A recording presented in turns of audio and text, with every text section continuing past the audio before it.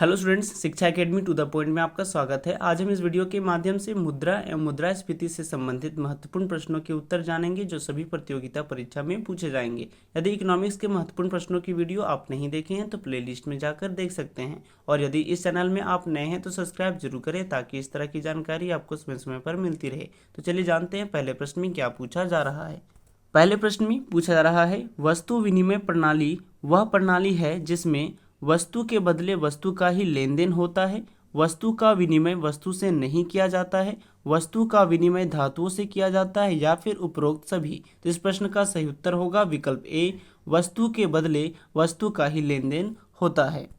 अगले प्रश्न में पूछा रहा है, किसी अर्थव्यवस्था में व्यापारी वर्ग हिसाब की इकाई के रूप में प्रयोग कर सकते हैं सिर्फ एक पाई जाने वाली वस्तु, केवल मुद्रा, कोई भी वस्तु चाहे वह पाई जाती है या नहीं, कोई मुद्रा जो वर्तमान समय में प्रचलन में है। तो इस प्रश्न का सही उत्तर होगा विकल्प बी, केवल मुद्रा। तो चलिए बढ़ते हैं अगले प्रश्न में।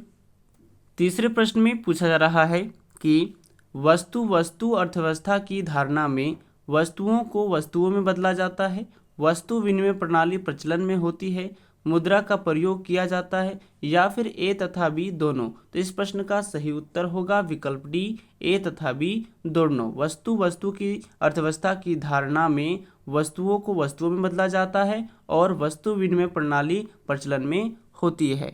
अगले प्रश्न में पूछा जा रहा है, वस्तु विनिमय प्रणाली की निम्नलिखित में कौन सी कठिनाई नहीं है। आवश्यकताओं का दोहरा संयोग, मूल्य के समान इकाई का पाया जाना, स्थगित भुगतान की प्रणाली का अभाव। यहाँ पे सी और डी ऑप्शन सेम हो गया है, कोई बात नहीं। इस प्रश्न का सही उत्तर होगा विकल्प बी, मूल्य के समान इकाई का पाया जाना। तो चलिए बढ़ते हैं अगले प्रश्न में।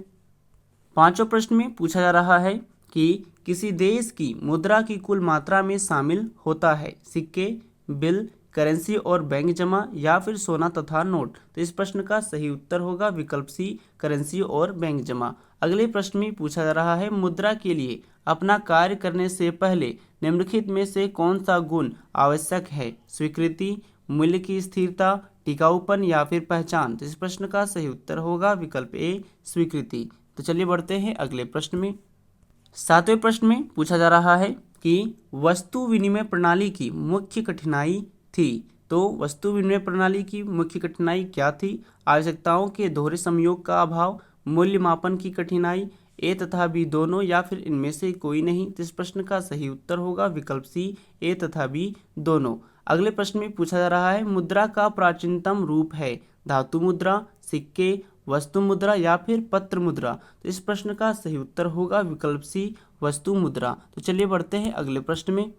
नौवें प्रश्न में पूछा जा रहा है कि किसी धातु का मुद्रा के रूप में प्रयोग सर्वाधिक हुआ है।